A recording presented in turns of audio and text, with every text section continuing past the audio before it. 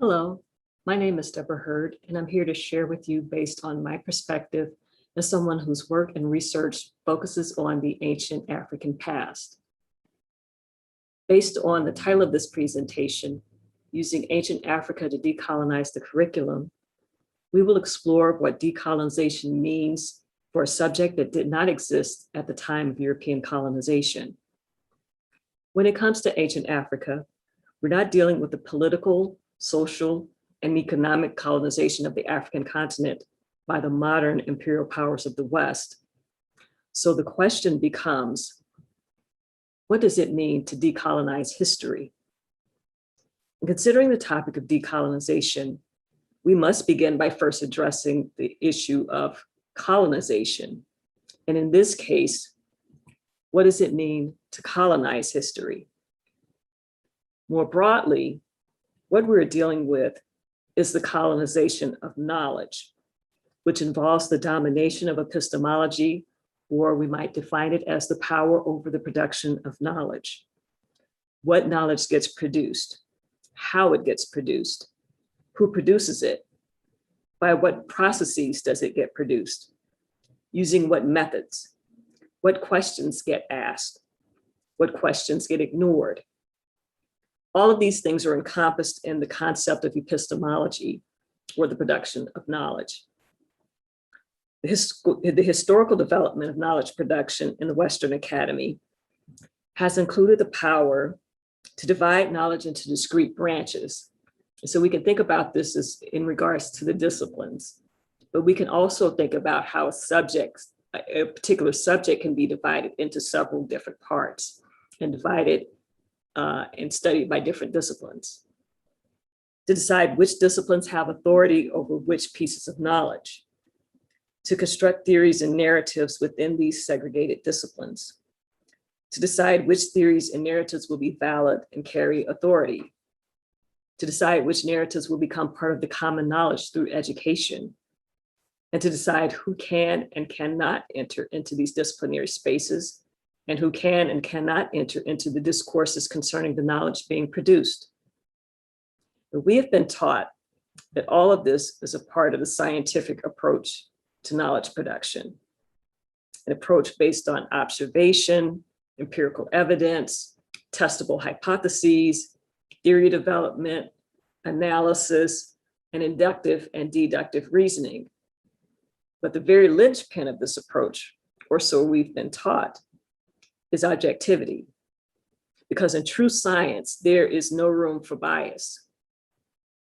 But what we have come to know, which is why we are all here, is that the knowledge produced and disseminated by the Western Academy has not been unbiased or objective, but it has been created within an all-encompassing dominant social ideology or philosophy, which has been developing since the time of the European Enlightenment.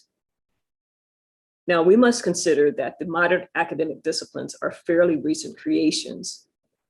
The late 19th to early 20th century witnessed the coalescing and birth of many of the social sciences and humanities. And Egyptology emerged from the same 18th century intellectual matrix of Enlightenment ideas and questions regarding the composition of societies as related fields of anthropology and archaeology.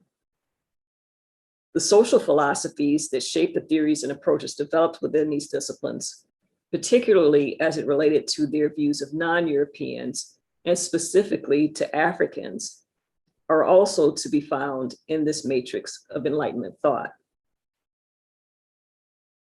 In a footnote to his essay of National Characters, published in 1748, David Hume wrote of his belief that, quote unquote, Negroes were naturally inferior to whites because he could not see where they had ever created anything. Nearly 2 decades later, Hume's footnote made it into the main text of Immanuel Kant's essay on national characters to support his claim that there was not only a vast difference in color between whites and Blacks, but also a vast difference in mental capability, with Black skin being equated with the mental quality of ridiculousness and stupidity. Coupled with this characterization Kant is known to have been one of the first scholars to begin theorizing the concept of race, carrying forward the classification schemes of Linnaeus and Blumenbach to classify humankind and define a moral character for each race. Thus, from two well-read and well-respected Enlightenment philosophers, we have the foundations of a general philosophy that not only classified humans into races based on the color of their skin and their geography, but assigned mental and moral traits to those races and created a hierarchy of general worth and value to humanity. And we see this philosophy in its developed form in Hegel's declaration in his 1837 philosophy of history. Africa is no historical part of the world. It has no movement or development to exhibit.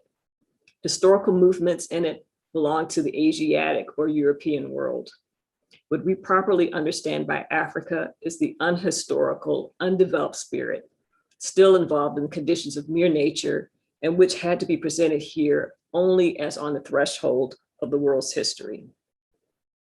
This is the intellectual context within which anthropology, archaeology, and Egyptology developed. Racialized theories of social and human evolution, hierarchies of racial character, and biological and mental fitness developed within anthropology were used to naturalize international economies of power, social inequalities, and structures of dominance. This naturalization, in turn, furthered European colonial projects by providing a justifiable basis for the commoditization and trade in human beings, the perpetuation of the institution of enslavement, and the colonial domination of foreign peoples, lands, and resources. The combination of scientific racism and colonial mindset found within anthropology permeated all areas of the humanities and social sciences. And this is the intellectual environment within which Egyptological approaches and theories were developed.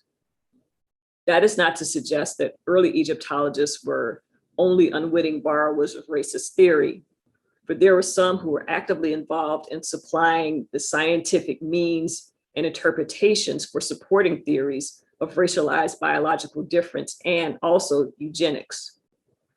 However, Egyptologists' use of these anthropological theories allowed for the West, the academies, and their own personal racial biases to become woven into the framing and interpretation of Egyptian and Nubian history.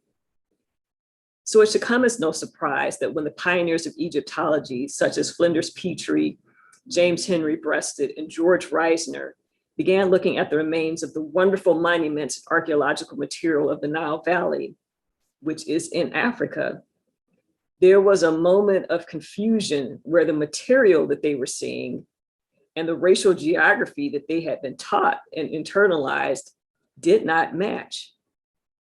Early in his work, Petrie began trying to discover the race of the Egyptians because other early Egyptologists excavating the burials of pre-state Egyptians deemed them to have been a brown race with Negroid elements. Petrie and Grafton Elliott Smith, an anatomist who became one of the pioneers of physical anthropology, worked to prove them wrong, arguing for and using craniometry to support the theory of a dynastic white race that entered Egypt, bringing the technological and mental superiority to create the ancient Egyptian state. And from that point on, the ancient Egyptians were white.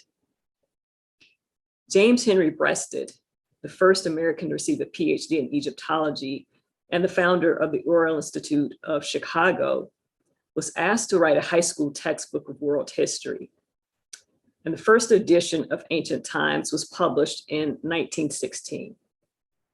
Some of the material was based on a work that he had collaborated on with James Robinson in 1914, entitled Outlines of European History, Part 1. That should give you some kind of clue as to where this trend is going. In this first edition, Breasted described the Egyptians as a brown race. In 1935, a second edition was published, revised, and largely rewritten.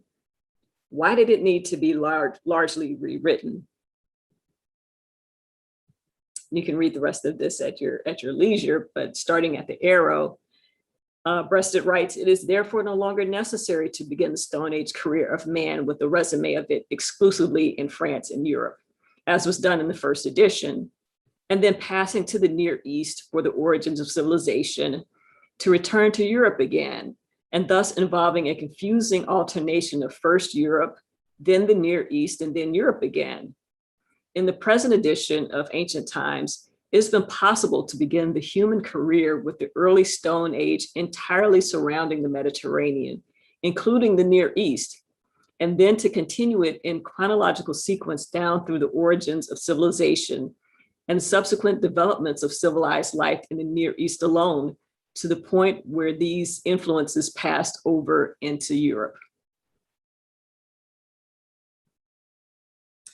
As I said, his first edition described the Egyptians as a brown race, but more than just rewriting, Breasted needed to modify his racial geography.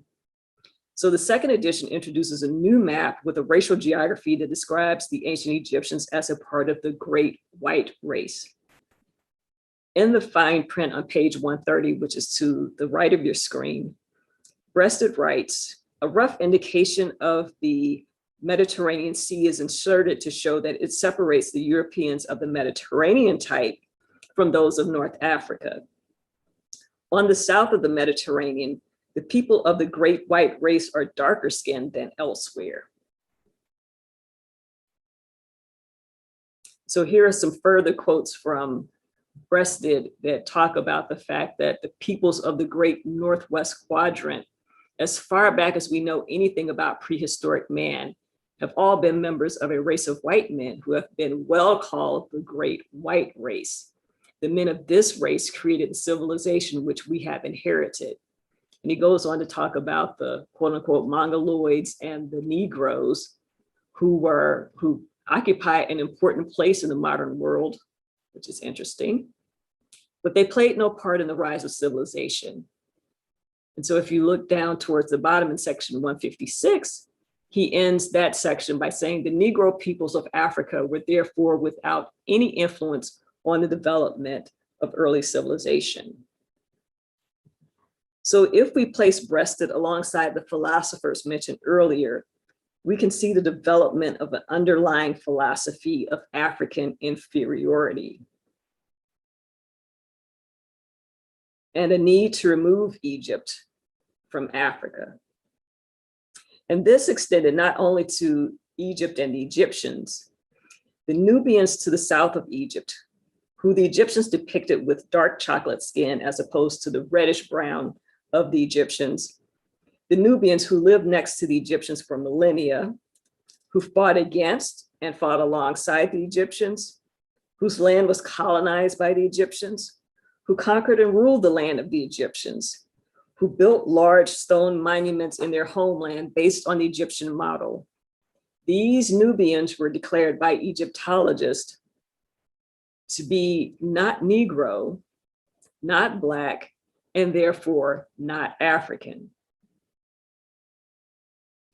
Within African studies and Egyptology, the Hamite theory, which had been misconstrued to justify the enslavement of African people based on the biblical curse of Noah, and known as the Hamite curse, was repurposed and crafted into an anthropological theory of migration in which waves of Caucasians moved into the Nile Valley, first in Egypt and then in Nubia, displacing the native people and creating a dominant, intelligent ruling class subjugating the Black Negroes. So in the late 18th century, even before then, as African Americans are moving towards pressing for emancipation, you have a group of writers in the African diaspora, so African Americans, Africans in the Caribbean, who are beginning to question this type of dissociation between who is Negro, who is not, who's Black, who is not, because this type of racial classification did not exist in the modern world. So the same types of criteria that were used to make the Nubians non-Negro were also being used to make African Americans in the United States Negro, where they had the one drop rule, where if you had one drop of African ancestry blood, the blood of an ancestor, then you were considered Negro. So African American writers and African Caribbean writers were beginning to question this move to dissociate African history from divest Egypt and Nubia from African history. So we have a group of 19th and 20th century pioneers of reclaiming African history. And this is not an exhaustive list, but this is just a indication of what was going on even prior to the Civil War. So we have writers that are questioning and critiquing the theories that are being put forth by Egyptologists, anthropologists, and archaeologists that are divesting Africa of its earliest history. But none more so than W.B. Du Bois. And you can read these quotes at your leisure, but he really gets to the heart of the epistemology, where he's asking the question, what is a Negro? And coming to really confront the intellectual dishonesty of anthropologists and Egyptologists who are trying to argue against African origins of ancient Egypt and ancient Nubia. So we're back to understanding how history was colonized. So now we need to move towards looking at how we can start to decolonize African history. So starting at the very beginning, we have to acknowledge the ideology and philosophy of European racial superiority and African racial inferiority. That is the starting point. We also have to look at how that trickled down into bias that was produced by this ideology and philosophy, and how that permeated into the social sciences and the humanities, and basically biased interpretations and narratives regarding people of African descent and their history. So we're looking at the power too. We also have to acknowledge how the philosophy and how bias affected all of these elements of power in knowledge production. But it's not just enough to acknowledge, we also have to start to remedy. So how do we begin to remedy? The first thing we need to do is to place Egypt and Nubia back into their African context. And we'll go over these separately, but I'll just give you a list. Break down the disciplinary boundaries between Egyptology, African studies, and Africanist archaeology. Acknowledge and remedy the gatekeeping that kept African descendant scholars from being active in the fields, and being critical of terminology or language that continues to perpetuate false historical narratives. So placing Egypt and Nubia back into their African context, we have to address that Egypt is in Africa, but also that Egypt is of Africa. Because we have a lot of scholars that are playing around with semantics. So they'll admit that Egypt is in Africa, but don't want to admit the African roots of the ancient Egyptian state. But we have to acknowledge that ancient Egyptian history, the history of Kemet, is African history. The history of ancient Egypt and the history of ancient Nubia are interconnected. So there's also a move to make Nubia be the African part of the Nile Valley, while retaining the non-African part of Egypt, the non-African identity for Egypt. But prior to the rise of the Egyptian state, there were no borders between Egypt and Nubia, because Egypt and Nubia did not exist. So what is the evidence for that? Well, that comes to the next part of remedying, breaking down the disciplinary boundaries between Egyptology, African studies, and Africanist archaeology. So if you're looking at Egyptian history in isolation, then you can make that argument that Egypt is in Africa, but not of Africa. But that's a disingenuous argument. And it's an argument that ignores the other evidence. What other evidence is there? Well, if we look across the African continent, Homo sapiens appeared at least 300,000 years ago in the Omo Valley in Ethiopia. Groups of African people have been migrating across and populating the continent since then. Between 10,000 and 6,000 years ago, the Sahara was a lush green savanna. And we had what is Lake Chad now was a Lake Mega Chad, which was about 390,000 square miles wide or large, which is about 1 million kilometers. It was actually over 1 million square kilometers. That is as large as the states of Texas and Arizona combined. African groups were still migrating during the Green Sahara, so they didn't stop. So people were still moving into areas that are now desert regions. They were not settling there, but they were actually moving through the landscape. They were occupying the landscape. When the climate changed, groups began migrating in search of more permanent water sources, which included the Nile River. So African people who had been around Lake Chad, who had been in the area that is now the Sahara Desert, some of those people migrated to the east and settled along the Nile River. Many groups that settle along the Nubian and Southern Egyptian Nile Valley practice a common primary cattle culture.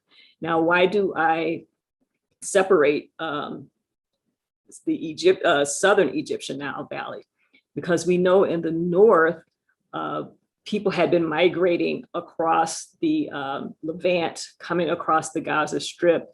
So people had been moving back and forth from that part of Syria, Palestine in prehistory. So we don't say that people never migrated in from Arabia or from the Levant, but we're also saying that a large number of groups of people were migrating within Africa that ended up in the Nile Valley.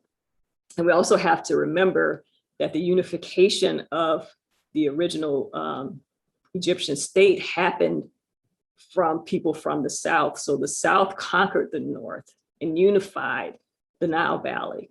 And anytime the Egyptian state was fractured, the urge or the impetus for reunification always came from the South.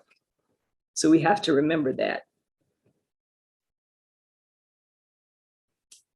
We also have to acknowledge and remedy the gatekeeping that kept African and African descendant people from being active in the fields, producing African historical knowledge. Jean Allman, who was the president of the African Studies Association, gave an amazing presentation in 2018 that you can find on YouTube, and I would encourage you to watch it. But she talks about how at its foundation, the scholars who coalesced to found African Studies as a discipline and the African Studies Association were critical in keeping African Americans from becoming part of the discipline. And she talks about the involvement of Melville Herskovits. Melville Herskovits is considered the father of African studies in the United States. But using research from Jerry Gershenhorn's book, she goes into how Melville Herskovits was very key in keeping African American scholars from gaining funding to create African studies programs at HBCUs, and also how he was critical in preventing them from getting funding for research. So there was a lot of gatekeeping that kept Black scholars from being active in the field of African studies. So we have to acknowledge that, but we also have to acknowledge that Melville Herskovits is not the father of Egypt, of African studies in this country. He's not the first Africanist. The first Africanist was William Leo Hansberry. William Leo Hansberry introduced African studies as a field of study into the US university system.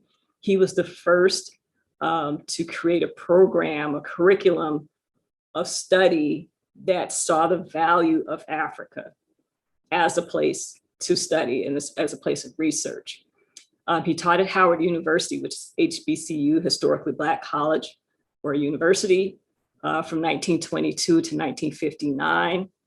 He developed the curriculum for the specially created, and I say for him because they created this section specifically for him because he had this knowledge of the African civilization section of the Department of History in 1922. His course curriculum taught African history from the very early stone tool users. And you have to remember that this is before the Leakeys began finding their the early hominids in Africa. So this was before they had found the earliest Homo sapiens in Ethiopia. But even based on what he knew at that time, he was able to develop a course of history that spanned from, and not just a course curriculum, a curriculum of courses that spanned from the early stone tool users, so Paleolithic period, to contemporary African history, so contemporary African politics and society. Within the first 2 years of him coming to the university, he had taught more than 800 students. So over 800 students were learning about ancient African history at an HBCU, when in other places, at most predominantly white institutions, there was no thought of Africa because they didn't believe that Africa had a history.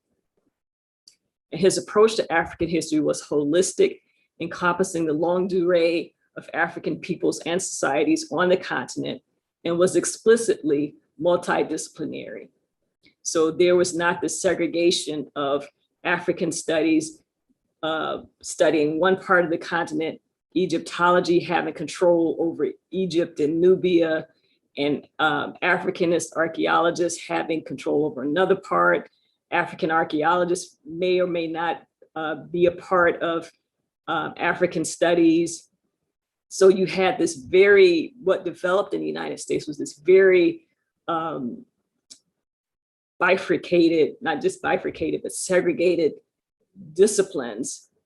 Whereas if people like Hansberry had been allowed to enter into this discussion and the formation of these disciplines, then what we know and how we approach African history would be totally different.